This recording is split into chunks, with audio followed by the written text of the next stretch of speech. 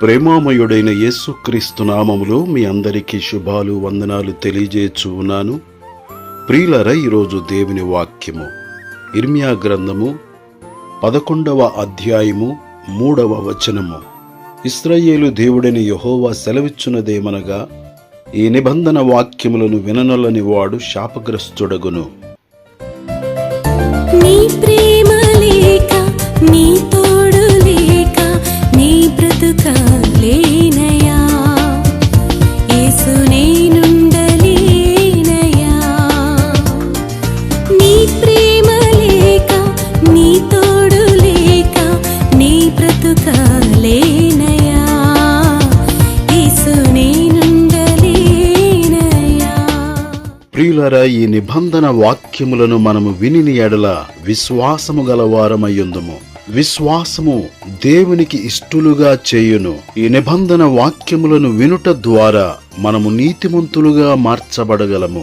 దేవుని వాక్యము మన పాపమును తొలగించును, మన శాపమును తొలగించును, మన మరణమును తొలగించును, ప్రతి విధమైన చీకటిని తొలగించును, గొప్ప సంతోషమును సమాధానమును కలుగు చేయును.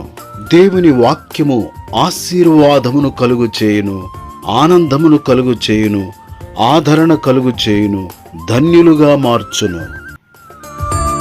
నీ ప్రేమ కావాలి నా యేసయ్యా, నీ తోడు కావాలి నా యేసయ్యా, నీ మాట కావాలి నా యేసయ్యా, నీ రక్షణ కావాలి నా యేసయ్యా, నీ సన్నిధి కావాలి నా యేసయ్యా, నీ స్వస్థత కావాలి నా యేసయ్యా, నీ సన్నిధి కావాలి నా యేసయ్యా, నీ స్వస్థత కావాలి నా యేసయ్యా.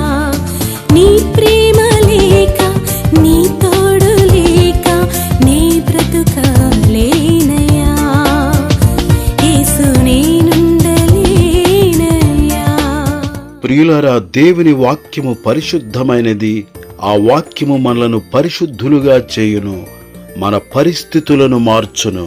వాక్యాన్ని వింటే విశ్వాసం, వాక్యాన్ని వింటే వివేకం, వాక్యాన్ని వింటే విడుదల, వాక్యాన్ని వింటే విజయము, వాక్యాన్ని వింటే విస్తారమైన ఆశీర్వాదములు కలుగును.